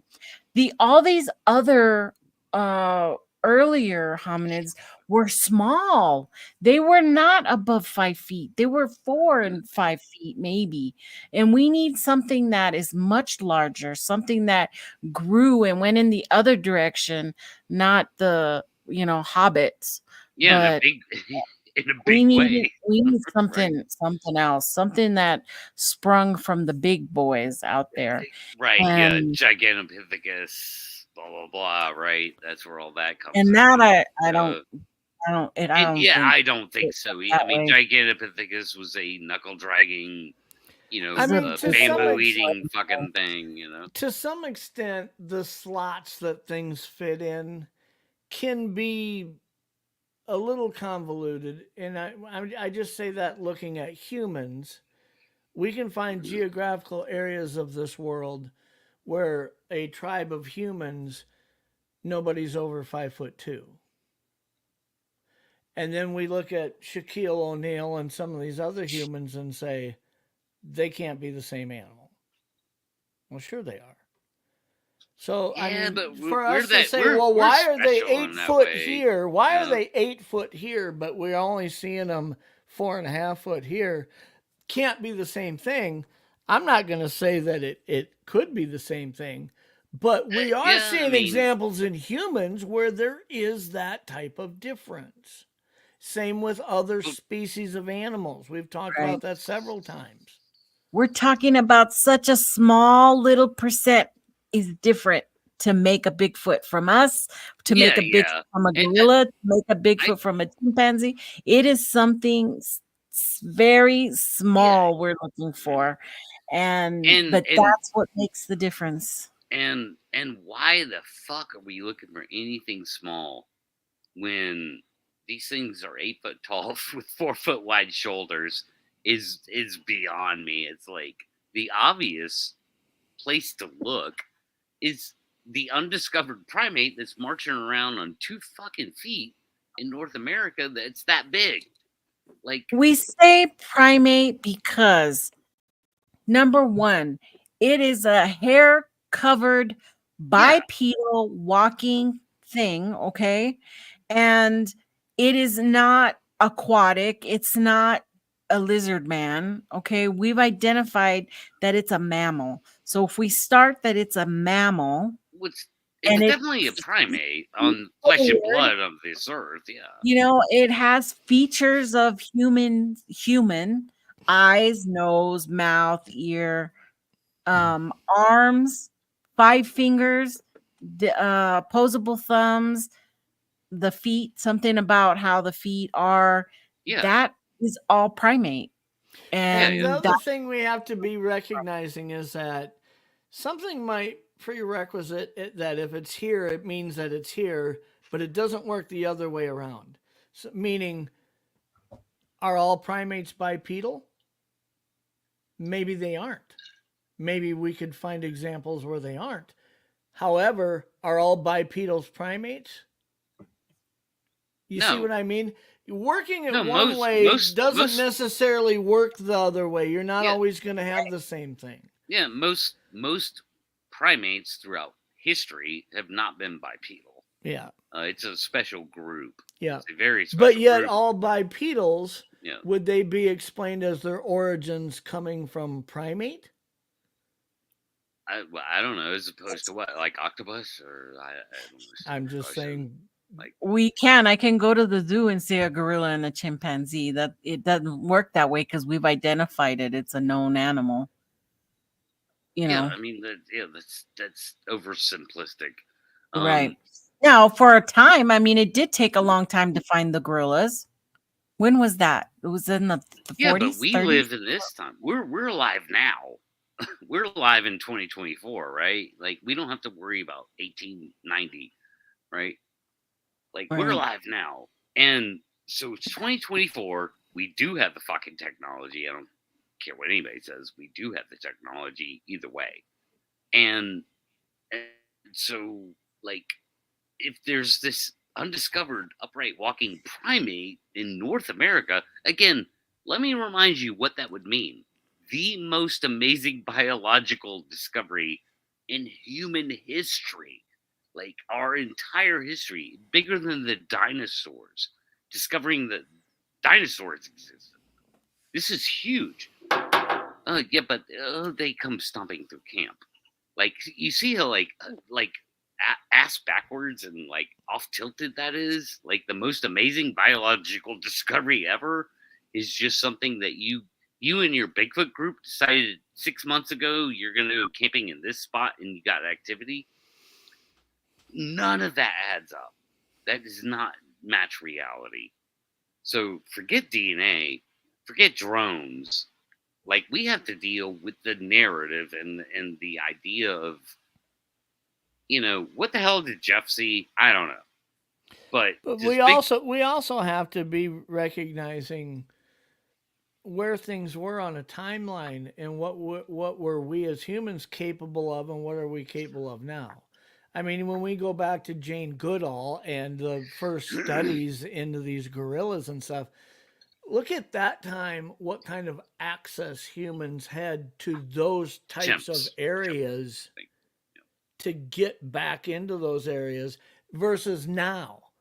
We can get there with a drone. We can get there with tracked vehicles that didn't exist. And we can get there with a helicopter. We can get there with, I mean, 70 years ago, you back it up into the days of PG, where that technology was now and where it is now.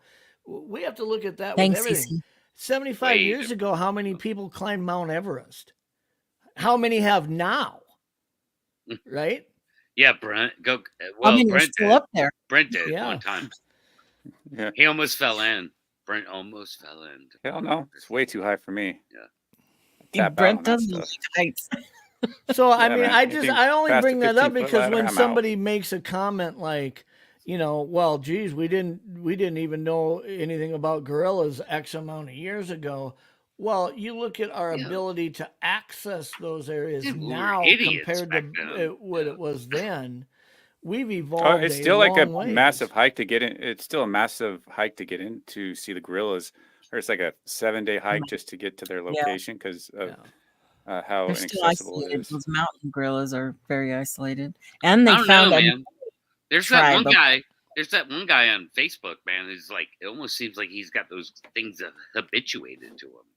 I'm like, it could be a sanctuary too. Yeah. He's probably in a sanctuary or something. You know, because he has the whole family behind him, and like, the little baby gorillas are like playing fingers with him and shit.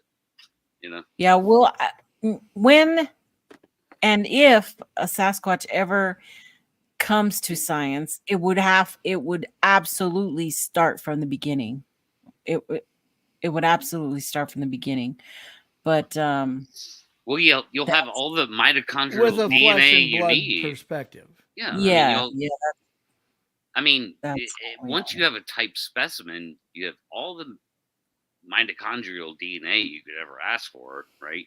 You have blood. You have the whole sequence. Yeah, and then all the autonomy, like all the that would change everything. Yeah, I mean, where is their elbow? Where is their knee? Where is their ankle? What does their foot look like? Let's compare it to Jeff Meldrum's ideas of their. Is there a mid-tarsal break? All that stuff. You would have all that in play. You just have to go out in the woods and blow one's face off. Millions of years ago. Yeah, maybe time to start having that conversation. I mean, I'm just saying. Well, there is no. You don't have to put out a bounty or anything else. I think everybody knows out there. It's really a matter of ethics and if you could ethically do it. But anybody who's willing to do it knows if you blew the face off of a Bigfoot and brought it in. No different than guess what? You're a billionaire. You are a billionaire right now. A billionaire. Yep, that's right. Right now. Yep, that's right, Jeff. It's Petey here. You're a billionaire. Jeff is 100% correct. Ed, you're 100% billionaire if you kill Sasquatch. I mean, I bite Sasquatch in the ankle. You haul in a Bigfoot body with its face blown off. The guy who invented air conditioning can't carry your jockstrap. The guy who invented the rocket that went to the moon can't. They're all in the back seat compared to you. You just brought in a Bigfoot. Yeah. Okay? You're a billionaire at that point. Yep. 100%. I mean, even if you're just a part of the story, you're what, a millionaire? Yeah. Right? Like, hey, I was the guy scouting. You know, like I'm a millionaire now. Like, yeah. The whole idea of, boy, we should discuss, should we do this or should we do that? If anybody's dead set on proving that they exist and they don't have a problem killing one to do it, you can't argue, is there any incentive to do that? There absolutely is. Absolutely there is. And again, there's people with no incentive that would do it. I understand why people wouldn't do it, but, you know, there is no valid argument of should we or shouldn't we, because there's plenty of people out there that if they're motivated by the money, the fame, and the fortune, and they've got an area that they believe they are, guess what? They will be out there with the intention of blowing Bigfoot's face off to be a billionaire, and nobody's doing it. Not to mention, there's got to be thousands of people who think they have property that there's likely Bigfoot on, and they're willing to kill one to prove it. And guess what? They aren't getting it done. Something's wrong with that narrative then. Well, I mean, or you could even, like in that case, you could make the point of, I mean, if you could point a gun at them, you can point a camera, you know, because they're around that much, right? But no, like, I'm sorry, I've met way too many Johnny Redneck. Be one hell of a wall mount.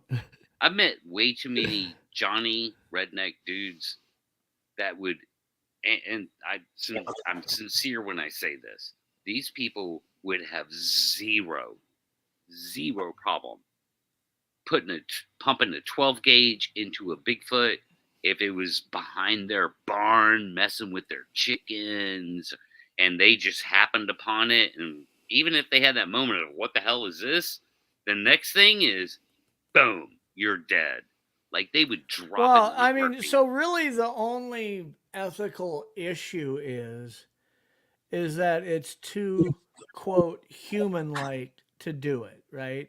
These guys wouldn't care. They would kill you. They would kill you. I'm not talking about those guys, Pat. I'm talking about most people who have an issue with it because they're too human-like, right? Can't be that, because I'll tell you what, if we were a bunch of scientists on a ship and there was a megalodon out there and we had a cannon, we'd plant a Hellfire missile right in its head to haul the thing to shore and prove there's still megalodons out there. Nobody'd have a problem doing that. Not a problem. Nobody would. Nope. You're right. Nope. They wouldn't. Or a pink squirrel. You know, who cares about pink squirrel? Kill it. Boom. You know, like if a saber-toothed tiger showed up and was 15 foot long and weighed 2,000 pounds. No, we might. A hunter, you might shoot that thing just to show these things still exist, right? Right. You want if the DNR wants to write me a ticket right away? I'm a millionaire right now. I don't care. There's no law against killing saber-toothed tigers. But it doesn't look like a human. There's no human characteristics to it. That's where it gets weird for people. Yeah, and so human, I take exception to that because there are no 8 foot tall, 4 foot wide shouldered, naked, completely hairy humans on this planet. Not one. No, but the way the narrative's been presented is their face, their nose. Since Patterson Gimlin is that they walk on 2 feet like us. They're extremely intelligent like us. They communicate in some ways like us. They take care of their young kind of like we do. They have pendulous breasts like we do. They animals carry their young like we do. All these things that we try to tie them to us. Yeah. In the comparisons. Good. Yeah. But I mean, they're not us. We are modern humans. And when I say that, I'm talking tens of thousands of years, modern humans. Whatever it is, it's got to fit into the ladder. It's got to fit in some way. Yeah. Somewhere. If there's a flesh and blood existence to them, they have to have the slack absolutely. And that's true. But you know, they're not human. They are not us. They may be close cousins. I And get that's what I'm that, saying, you know. is when they're going off and getting this eDNA, who's to say they're not getting a 100 other things in between, Well, you have to, you know, different. if you were looking for an escaped chimp in an eDNA scenario, you would have to be looking for something different than human. You'd have to be looking for that difference, right, Nikki? Mhm. You'd have to be Right. looking for that in that 3%. But we don't know the You difference. know? That's the thing. Yeah. Is that we know that we have a very little of the fossil record, that there's a huge chunk missing. Okay. But So still, that there's a makes it difference. even a bigger There's definitely a needle in a DNA. haystack. There's definitely a DNA difference because they're naked, they're hairy, they're 8 foot tall, they're 4 foot wide shoulders. They're bigger than like gravity really should be allowing them. So I'm just you know? noticing that all of the comparisons that you're saying make them different are all physical attributes. Right. None of them are the way they act or their behavior or anything like that. Well, I don't know anything about Bigfoot behavior, Jeff. Well, we know what the narrative tells us. We know people have said they've experienced. Well, they like to flick you off and throw their penises in your face. Evidently, I don't know, whatever. Bigfoot boners, but I mean, all I know is that they're so physically different, and that's gonna equate to some kind of DNA difference. Obviously, the difference between us and chimps, like we're way taller than chimps, but they're just chimpanzee is all chimp. They're muscular as hell. They're like every strong man that we have, right? But they're short. They're short little fuckers, and so we have that difference with them. So we would have that difference with Bigfoot, flesh and blood, you know. Who's this? Right. So you know, I mean, is it time to start talking about what? I don't even know. Like, you know, the Bigfooters, I'm like, they're scared to shine a light on these things, much less, you know, pump a 12 gauge, right? I think the conversation needs to be not where we're having it here, because the truth is we've been talking about this at length now for an hour and a half, 2 hours, and we've covered no new ground. We haven't came up with anything we haven't came up with the last time we talked about this. We really haven't. Probably not. Okay. The problem is that most of the people in this community that say they're trying to find an answer is afraid to have the hard conversations that we're having right here. True. How could this happen when we consider this? So how let's can bring that them on. be the most plausible option that you arrive at when you factor in this? And you start asking these hard questions, and they don't want to have that conversation. Okay? They don't. Doesn't fit the narrative. You're going after their sacred cow. You are fucking pulling them into the deep end of the pool, and they don't know how to swim there. That's the problem. Here, they don't know how to swim here. Yeah. So you're saying they're not going to come on then? I'm saying that they wouldn't have a part of in this conversation. They really wouldn't. They have no interest in having a part of this conversation, because the answers to the difficult questions, if properly trying to look at the data from a scientific method, is that there are more plausible explanations than the ones you arrived at, or the narrative doesn't fit the reality, or we keep bringing these things up we talked about tonight. It doesn't work for them. Yeah, I agree. It doesn't work for them. They can never have the conversation they had yesterday and the day before the same way anymore. They can't. Thomas says, too many in this field really don't want the mystery solved. They like it the way it is now. That's never-ending merry-go-round. Yes. If they had a part of this conversation tonight, they wouldn't be able to keep having the conversation tomorrow and the next day the way they did prior to tonight. Yeah. It would change the way they look at something, and that is uncomfortable. They don't want to go there.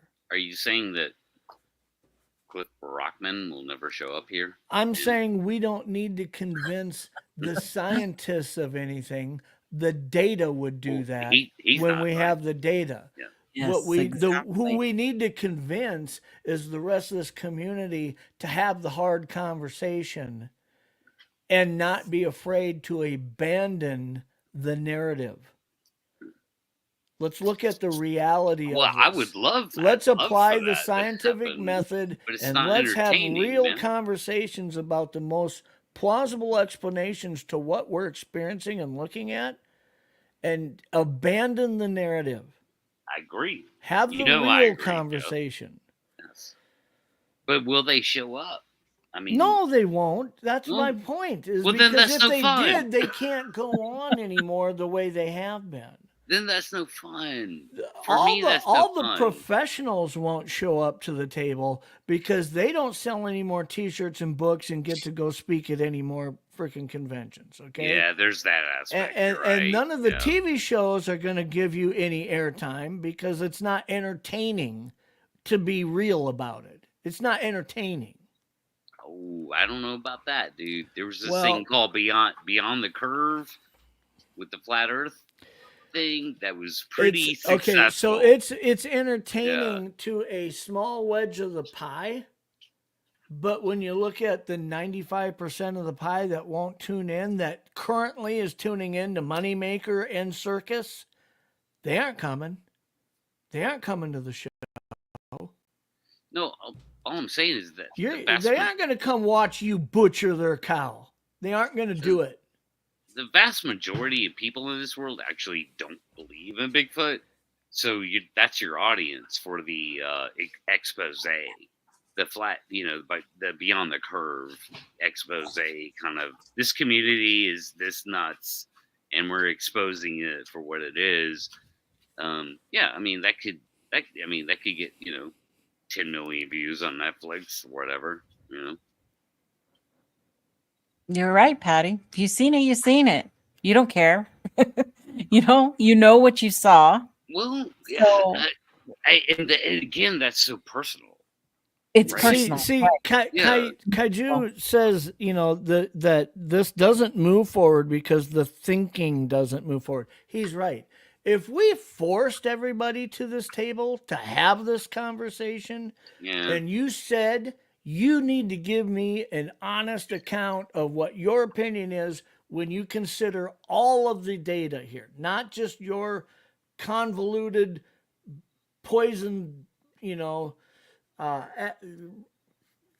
reference of it because of the narrative.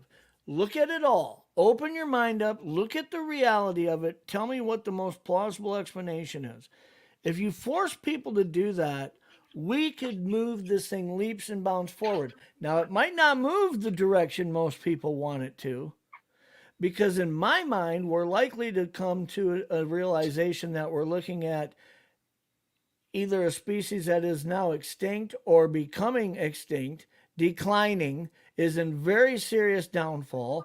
There'll be people who will blame that on man, which is fine. That's fine, whatever. But we have to, but in the acknowledgement of that, we have to also admit there's a whole bunch of people making shit up for attention. Mostly. That are flat out liars, that are embellishing, that are letting themselves be mistaken. They are misidentifying and not wanting to be listening to what it could have been, only what they want it to have been. This is all happening on such a large magnitude that we can't be afraid to light that part on fire to have the real conversation. And I just told them to give me the most sativa-like. Absolutely. Absolutely. Absolutely. Hey. Sorry, are you on? Oh yeah, man. I'm live streaming. Oh, I'm sorry. No, it's okay. You're good. What do you want to talk about Bigfoot? Oh, yeah, of course. Oh, there I am, right there. Yeah. What do you think about Bigfoot? Because she has 2 Bigfoot statues in her yard. I think Bigfoot's an interdimensional entity that is employed by aliens. Well, That's what I think. there you go. And the trouble is that Bigfoot is blurry. It's What? literally over pixelated. Yeah. That's In the real trouble. life. That's the trouble. That's Yeah. why we can't get a good picture of him. Yep. Or her. Or her. Or Bigfoot is actually an alien race of species that look like Pixels. Bigfoot or pixels. Yeah, Yeah. I mean they have to have armor on, right? From- camouflage. Right. From planet Hairtron. Okay. Hairtron. I mean, it makes total sense. What? That's when the What? Bigfoot sightings first started. Was when all the Area 51 shit was going. There's gotta No, be, gotta be actually, a it's Bigfoot way alien. earlier. There's an alien race that looks like a bunch of Bigfoots. Right. And that's why we only see like one at a time. Because they don't come. Yeah, Right. we're more of a way over than an So actual they're not representative. flesh and blood. Yeah, he just stopped to take a So piss, they're not you know? like gorillas or something, No. right? No, they're definitely intelligent, probably more Yeah. so than humans. No, but he's saying they're not like just a They're not like monkey gorillas. species. Like they're not flesh and blood of Like- this earth. They're something weird. Oh, they're from Oh, the Mm. planet. they're definitely Yeah. Exactly. interdimensional, for sure. Yes. They're not from here. Okay. Yeah, I could buy that. I'm going with that. All right. That's cool. Yeah, I just got. Well, you know, I mean, why else haven't we seen any? you know what? That's a good If- question, if- Mitchell. If they did exist, Why would haven't we see- seen any? We would see many of them out in the woods. Hey, All the like- hunters out, Like out, fucking bears, right? I grew up in the Yeah. mountains in North Carolina. Everybody hunts up, and they hunt the Right. whole freaking Appalachian mountain range. There Right. is very little that goes unscathed throughout the year. You know, they Right. do very little spots Mm-hmm. for anyone to hide. Now, I will say unless it hides in the caves, because that's what Eric Robert Rudolph did for 15, 20 years. They could be quite cave dwellers, Something like that, yeah. but they wouldn't be so hairy if they were cave dwellers. Well, Yeah, I the think- cave thing's I kind of think- weird to me. I too, think yeah. they're just another species, and that's just how their genes and DNA. Okay, they so just look like alright. hairy people. Right, you so know? they might just be flesh and blood of the earth. I wouldn't say of Earth, maybe a different galaxy. Hair- Earth-like planet. Again, Hairtron. Planet, that's what Yeah. we're going to call it. Hairtron. Hairtron, right? Yeah. I mean, we can all agree on it. Okay. Mhm. All right. All right. Well, thanks. Give for- you something to think about. Yeah, yeah. We think about this stuff too much. Actually. What is the consensus over there? What do y'all think? They're saying, I don't know. They're not saying much right now. They just kind of took that all in there. that little insertion, interesting insertion I made. just grabbed it. Oh. There you go, folks. I mean, opinions they're everywhere, they're all over the place. Right, You know, right. you just saw. It'll always be the two sides. It'll always be that way. You know, there And- will be. I could tell you that, like the 2 people that I just had you like that were just talking to you, they're not Bigfooters. They're not in the Bigfoot community. They don't follow shit in the Bigfoot world. You know, they don't know like how fucking cool and important we are in the Bigfoot world. They have no clue of that. No Ask clue. them this. Yes. And they just kind of gave their own opinion there about it. So Ask them Yeah. this. Well, one thing that has changed is that, hold on, I got distracted. Did you scroll? Okay, Brent had to leave, as you can I see. mean, I got most of it in here. It was fairly in there, but Um, it's up to Brian. them. I don't know. I lost my train of thought. Sorry. God, you were gonna say something, Nikki. I was gonna say something good. You were gonna and- say something. Yeah.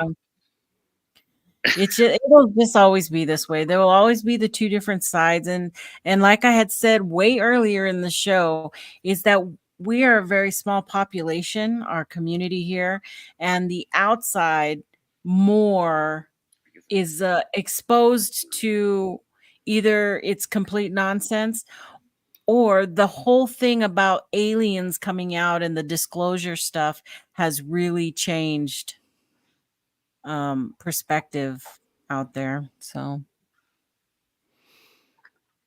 yeah, I mean, good point. You still hear me? yes, can hear you. All right. Yeah. It just muted for a second. Yeah.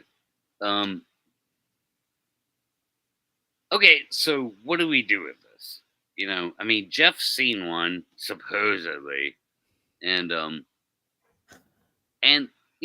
mean, there is this interesting phenomena that's happening out in the woods where people are not mistaking shit. They are like coming across these 8-foot tall, 4-foot wide things.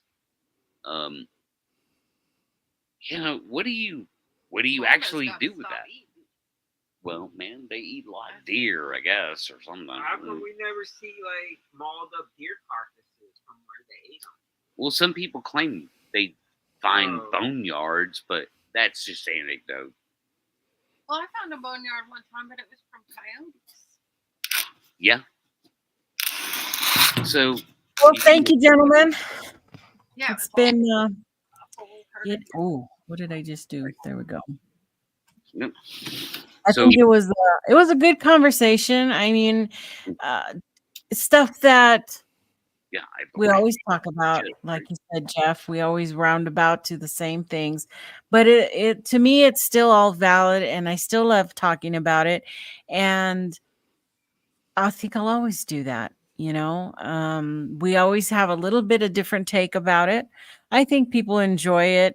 It's different. I'm not doing the encounter stuff, and we're just talking about where we're going and how can we keep going.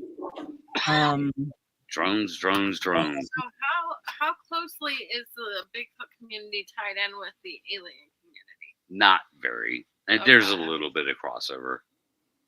No, yeah, pretty small. I would think that people who believe in Bigfoot would believe in aliens. It's not. Well, they're two different things. I believe in aliens, but I don't believe aliens brought Bigfoot. Until I see Bigfoot get off a UFO and fart out an orb, I don't think any of that's connected. Right. There's no data to connect any of it. Yeah. That's the only plausible explanation. I can stand outside right now in the dark and look at the sky, and I'm not vain enough to think that there is not another planet that has life on it like this one does. I understand that there's likely life out there, but the idea that Bigfoot is somehow connected to that, there's absolutely no data that would ever support that. I've seen it. Yeah, of course. I mean, I've seen what I thought was alien. It's high speculation. I definitely. Why did you delete that, Jen? Alien. But yeah, my buddies are wanting to. They're really wanting to get into this. So, but we're coming to an end because Watch DTV is going to be coming on in about a minute. So I'm already losing people going over there. So thank you, Jeff and Pat, for jumping on. Brent had to go real quick, but thank you guys for coming on and having the chat. That's what I like to do. Thank you guys for coming out. Please don't forget to subscribe and like this channel, please. So have a good night, and we'll see you all in the chat.